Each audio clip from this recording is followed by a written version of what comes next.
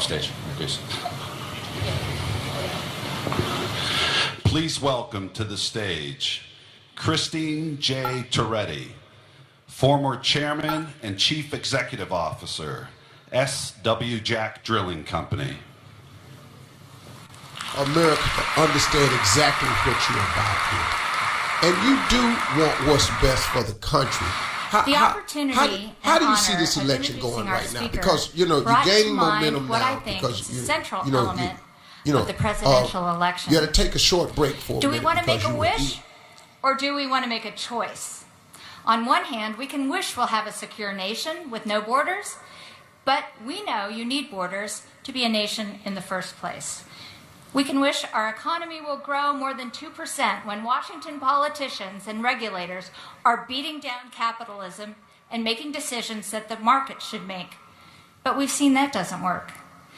We can wish that healthcare costs will be controlled when the federal government runs it. But again, we've seen that doesn't work. Do you still have the physician or the insurance plan you liked and were promised that you could keep? We can wish that America continue to be the greatest nation on earth, even if our leaders are dividing us by income, by race, by gender. And if you ask me, a divided America is something none of us ever asked for. We can wish that more than 2/3 of Americans polled didn't say our nation was on the wrong track, but we all know deep down that we need to get back on a better track, the right track. How about wishes and choices in energy? We can wish that the wind and sun immediately can be reliable sources of power generation. But ask someone who knows, and they'll tell you it's just that, a wish. We can wish that politicians and others can be so smart and informed that they can pick and choose our sources of energy and remove all environmental risks from energy development and delivery. Now that's a wish for those who grasp a practical reality, and it doesn't exist. We can wish for an economic and geopolitical opportunity that can replace domestic oil and gas production, consumption, and exports, but it's hard to imagine what in the world that might be. I think in our heart of hearts, Americans are choice makers. We want to assert ourselves and use the best information, coupled with common sense, to make decisions that we believe will make things better. Let's talk about choices in energy. It's a choice to look at a nation with millions of miles of underground pipelines of all kinds that for decades have served our energy needs, our communities and businesses and families, and see a president and government shut down a $4.5 billion project in North Dakota, and Keystone before that. Now that's when we say to ourselves, there's got to be a better way. It's a choice to look favorably at epic oil and natural gas technology and innovation with the potential to dramatically change our economy, to create millions of opportunities for people to go to work, to take care of their families and to prosper. That's a choice we can all get behind if we have a leader who will lead on it. It's a choice to question people who blindly fight against clean-burning natural gas when it is delivering so many environmental and economic benefits to so many people, especially low-income households. It's a choice to be the nation's leader and say, from now on, we will all work together to have a sustainable energy system that's as environmentally friendly as possible, but we're going to invest in innovation that makes all energy as efficient, affordable, and accessible as it can be for everyone. A leader who would respond to leave it in the ground by saying, leave your ideology at the door and let's look to science and to engineering, address the issues. We all have a choice to make in November. I think I've just begun to make it clear here today, as he will, why Donald Trump won't be wishing for a new direction for America. He'll be making choices that can make America great again. Ladies and gentlemen, the next President of the United States, Donald Trump.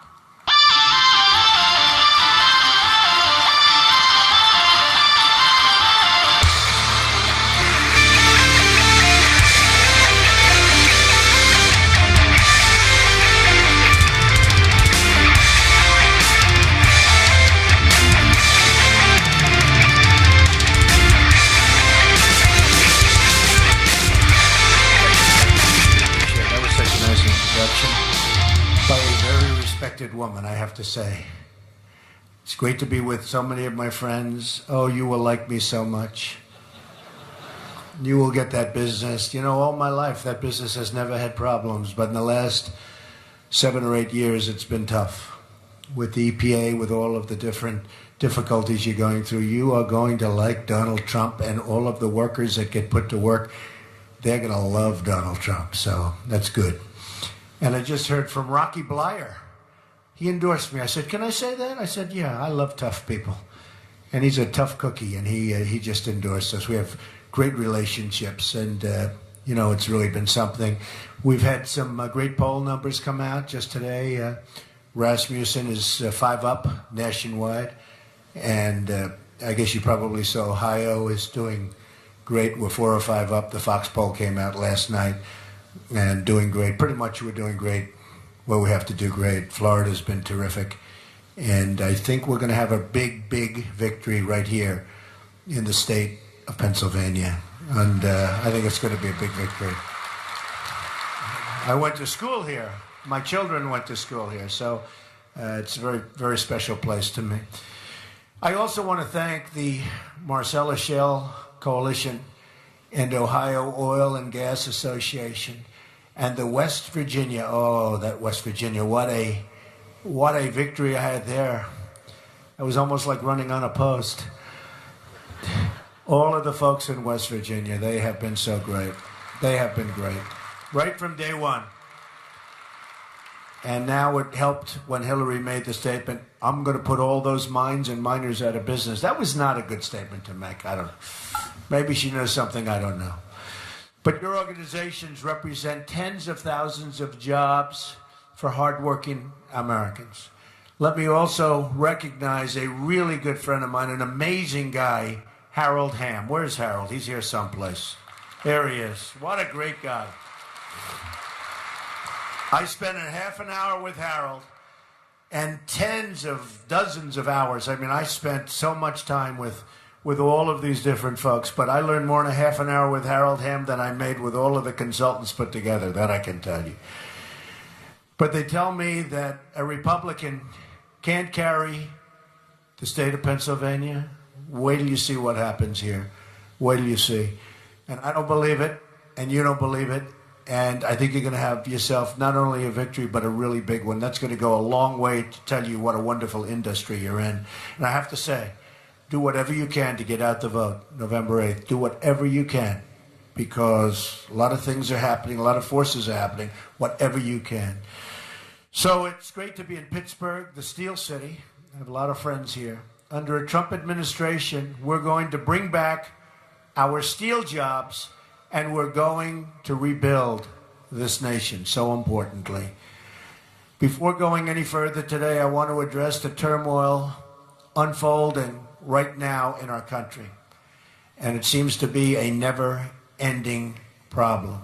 America desperately needs unity, and it needs the spirit of togetherness that has not really only got us through our toughest times, and we've had some tough times, but which has lifted us up in the past to our greatest achievements as a nation. Every day I see people of different backgrounds working together for a common good, and we need to bring that spirit to every part of our country and become one American nation, united by shared values and principles as American citizens. We have to do it. And we have to respect our flag. We have to respect our flag.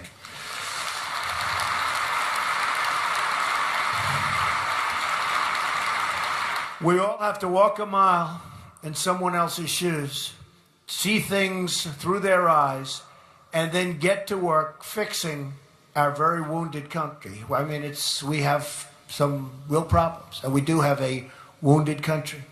Many Americans are watching the unrest in Charlotte unfolding right before their eyes on the TV screens. Others are witnessing the chaos and the violence firsthand. Our country looks bad to the world, especially when we are supposed to be the world's leader. How can we lead when we can't even control our own cities? We honor and recognize the right of all Americans to peacefully assemble, protest, and demonstrate. But there is no right to engage in violent disruption or to threaten the public safety and peace of others. Every single American in our country is entitled to live in a safe community.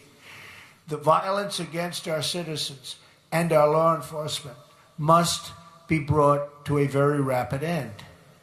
The people who will suffer the most as a result of these riots are law-abiding African-American residents who live in these communities where the crime is so rampant.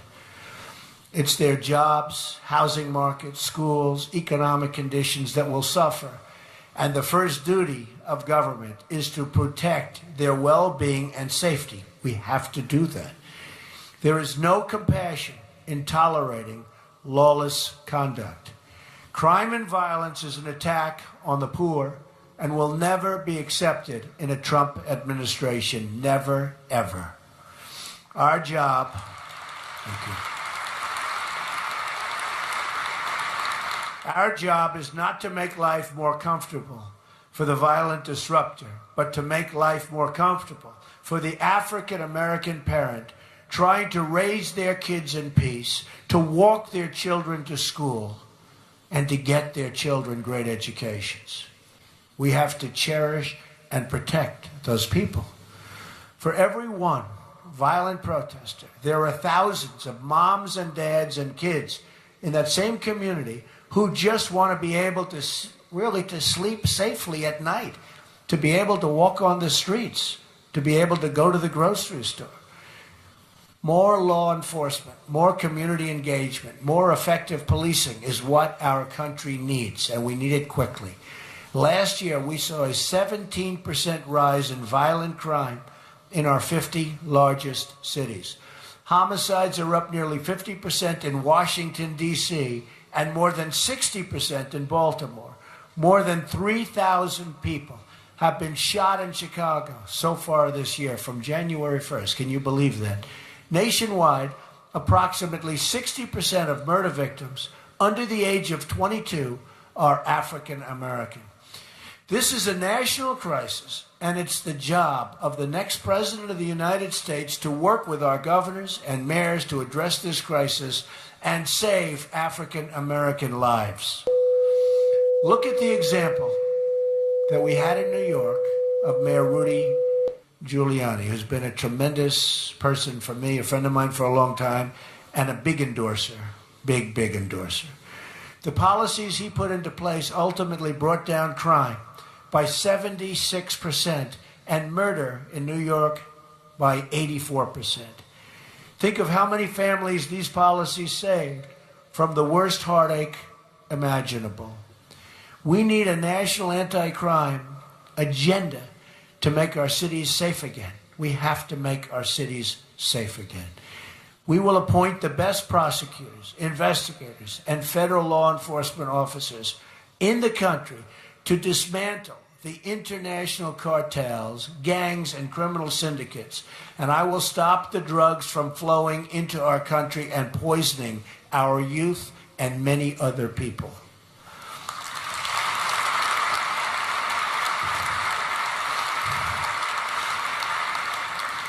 And if you're not aware, drugs are a very, very big factor in what you're watching on television at night. My administration will work with local communities and local officials to make the reduction of crime a top priority. Safety is the foundation of the ladder to American success. A great education and a really good paying job. We've lost so many of our good jobs to other countries. We're going to be bringing them back right here to Pittsburgh, to Pennsylvania. We're going to be bringing them back to Ohio. We're going to be bringing them back all over the country. They're coming back. They're coming back. These trade deals and the people, I think we'll have to have Harold Hamm negotiate a couple of trade deals for us, folks. To have the best schools and the best jobs, you must have safe communities.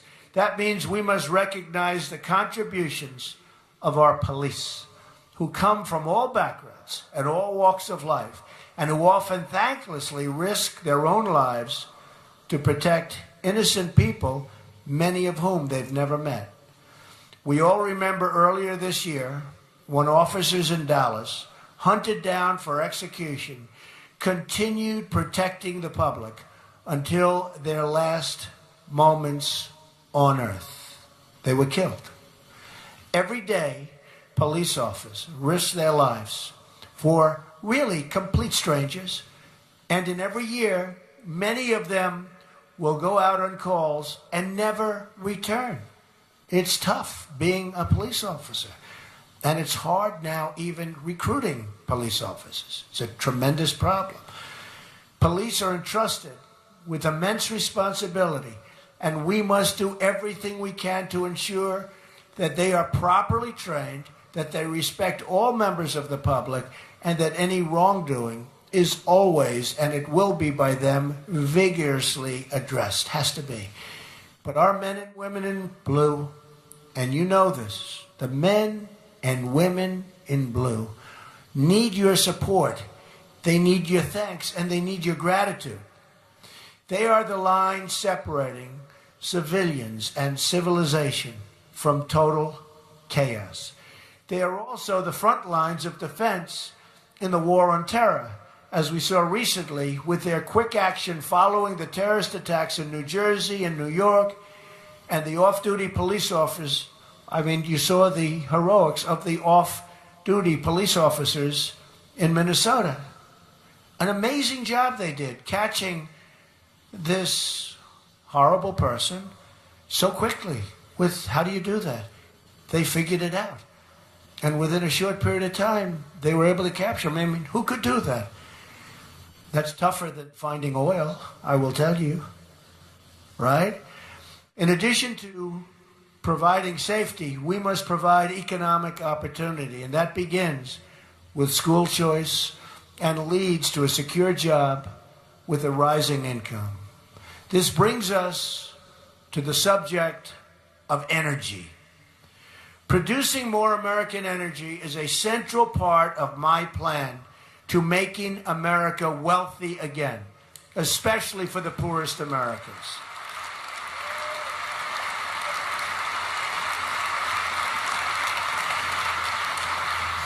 I knew I'd have to make that statement in order to get you guys a little bit enlivened.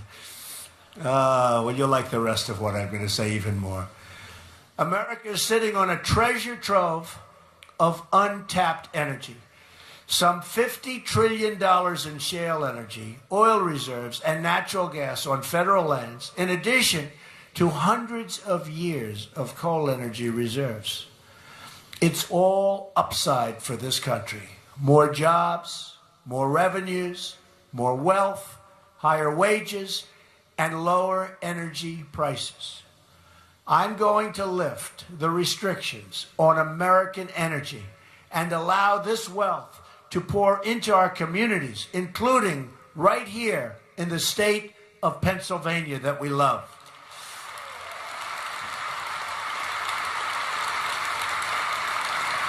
According to the Institute for Energy Research, lifting the restrictions on American energy, including shale production, will accomplish the following. Increase GDP by more than $100 billion each year. That's good music. Add over 500,000 new jobs annually. Increase annual wages by more than $30 billion over the next 7 years. Increase federal, state, and local tax revenues by almost $6 trillion over 4 decades. Increase total economic activity by more than $20 trillion over the next 40 years. In addition, we will streamline the permitting process, which probably makes you happier even than when I'm going to say we're lowering taxes. The permitting process in your industry is a disaster. It's a disaster. Every friend I have in your industry, they tell me it has become horrible with the EPA. So we're going to take care of that. And all energy infrastructure projects, including the billions of dollars in projects held up by President Obama, billions and billions held up, creating countless more jobs for our country in the process.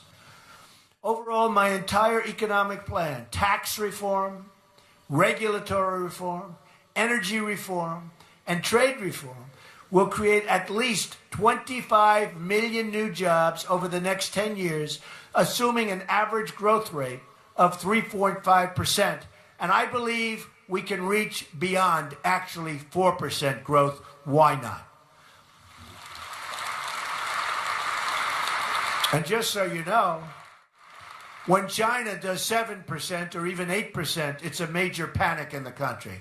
They then start devaluing, of course, and they get their numbers up, much to our chagrin. My tax plan includes a 15% business rate. Think of that. So that we're reducing taxes from 35% all the way down for business to 15%, turning America into a jobs magnet. Hillary Clinton would raise taxes on some small businesses as high as 45% and probably even higher than that. And as far as regulations are concerned, it will be beyond anything you're experiencing right now. So you better get everybody out to vote, folks, so you can sort of forget it. And all these jobs that we're talking about will go in the opposite direction. Income taxes will be simplified from 7 brackets to 3. And middle-class Americans will get a major tax cut, including child care deductions and tax-free child care savings accounts. My plan includes the elimination of all unnecessary regulations and a temporary moratorium on new regulations not compelled by Congress or public safety.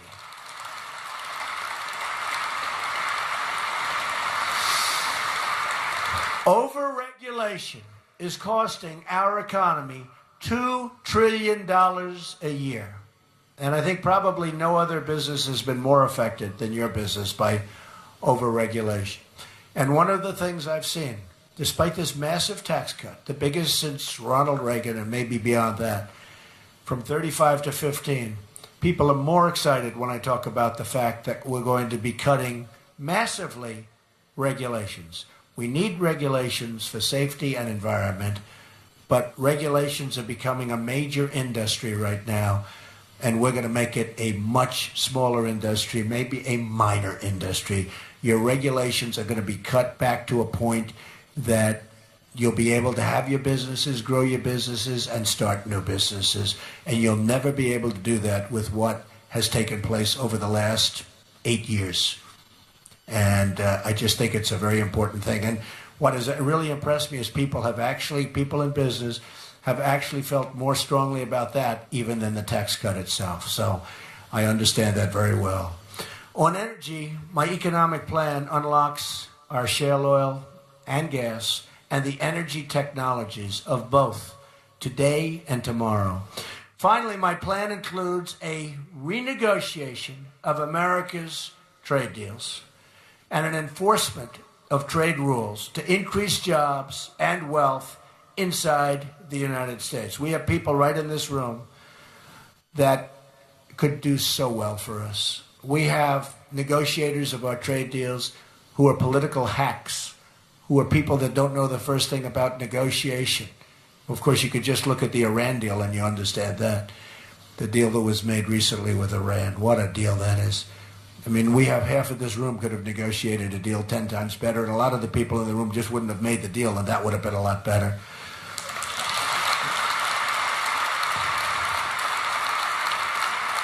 But they did something that you folks, even Harold Hamm, never saw before. We thought it was $400 million in cash. Cash. Not like a check. $400 million in cash. It was $1.7 billion in cash. And even you've never seen 1.7 in cash, right? We're talking about cash, Harold. Man. They had to take airplane, like this airplane. I don't even see how an airplane, even a big one, is big enough for that. I would like to see that someday, $1.7 billion in cash, but it had nothing to do with the hostages, right? Strong border controls will also protect our workers and save our budget trillions in the long term. It is perhaps the most pro-growth economic plan anywhere in American history. I think it is. Compare that to my opponent. She plans a $1.3 trillion tax hike, massive new regulations, and some of your industries sitting right in this room are out of business, the offshoring of American jobs, and the aggressive restriction of American energy production. Her plan will help only her wealthy donors and global special interests who benefit from the rigged system. And we are in a rigged system. Hillary Clinton wants to put the coal miners out of work, ban hydraulic fracking in almost all places, and extensively restrict and ban energy production on public lands and in most offshore areas. That's what she said. Remember, she said, we're going to put the miners out of work? This will produce devastation for states like Pennsylvania, Ohio, West Virginia, and so many others, where shale oil and shale energy and coal production are critical parts of the economy. And I go to the coal areas, and it's like devastation. And these are amazing people, unbelievable people. Her plan hurts states like Colorado, Florida, Virginia, North Carolina, and anywhere with access to either onshore or offshore energy resources.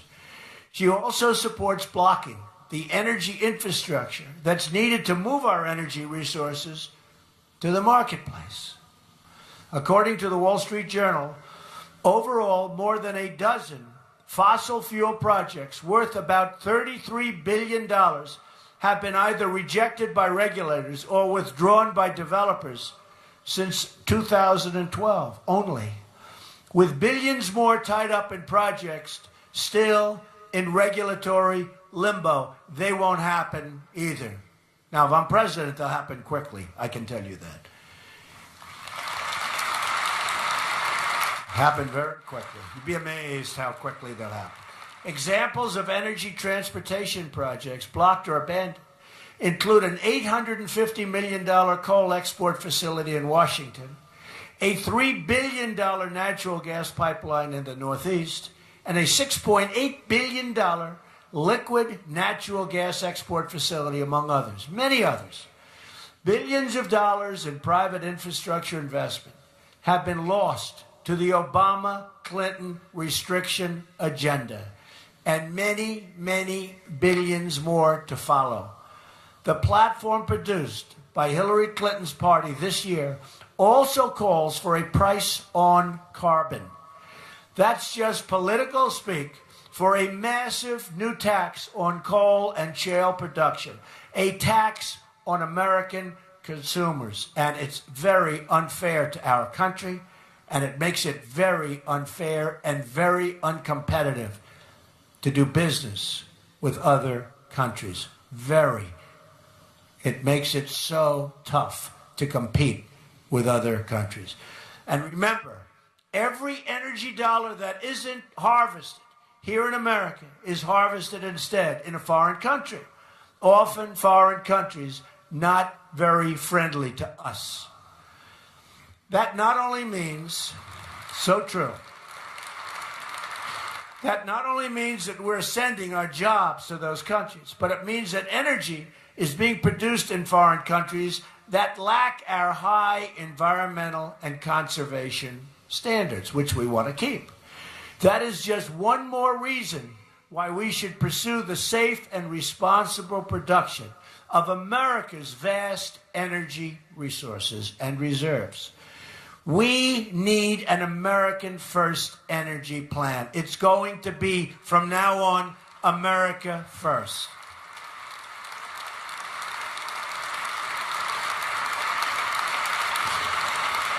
This means opening federal lands for oil and gas production, opening offshore areas and revoking policies that are imposing unnecessary restrictions on innovative new exploration technologies.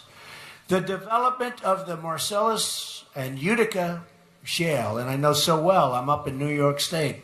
What a shame. What a shame. We'll fund it. What? You understand. There's probably one guy from New York over there. He's been trying to get at that stuff for about 20 years, and now his clap, he's barely making. Who's the poor guy that just clapped? You just stand up. Come on, give him a hand. Give him a hand. He's exhausted, but he's still there, right?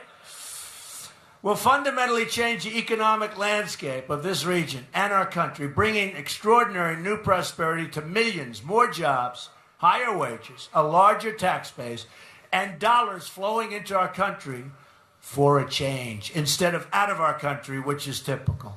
Hillary Clinton's war on energy will cost our economy $5 trillion at least. She's not only declared war on the miners, but on all oil and natural gas production. It's war, which supports 10 million jobs in the United States. And you people know it's war. It's going to be worse under her than it's been under President Obama.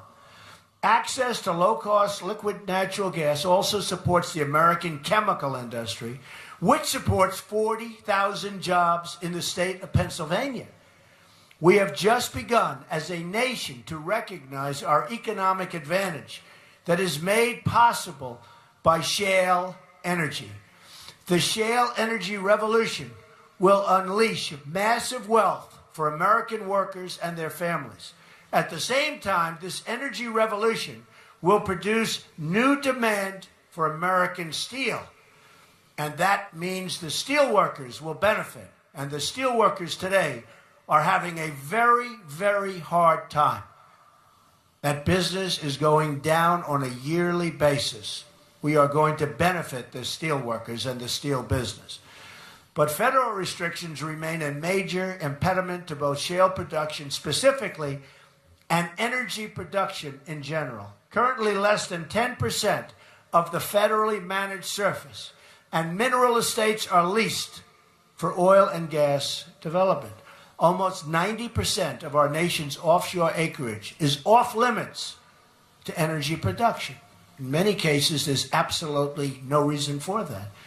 Our energy policy will make full use of our domestic energy sources, including traditional and renewable energy sources. We want everything.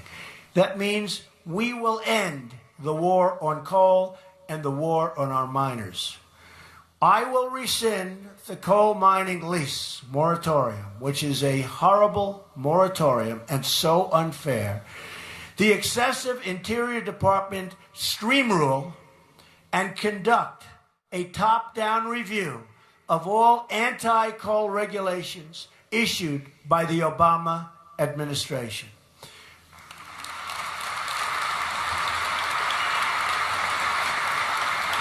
We will eliminate the highly invasive Waters of the U.S. rule and scrap the $5 trillion Obama-Clinton Climate Action Plan and the Clean Power Plan. These unilateral plans will increase monthly electric bills by double digits without any measurable improvement in climate whatsoever. Very unfair to our people and our workers. I will refocus the EPA on its core mission of ensuring clean air and clean, safe drinking water for all Americans. That's what we want. I believe firmly in conserving our wonderful natural resources and beautiful natural habitats. My environmental agenda will be guided by true specialists in conservation, not those with radical political agendas that are putting our country behind the 8 ball.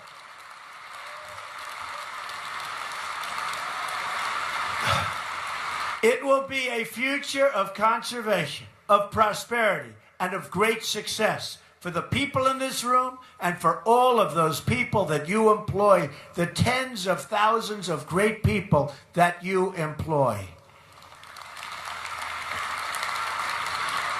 It will be a future of new technology, new innovation, and new solutions. It will be a future we can achieve together, beginning with a victory on November 8th. Get out and vote.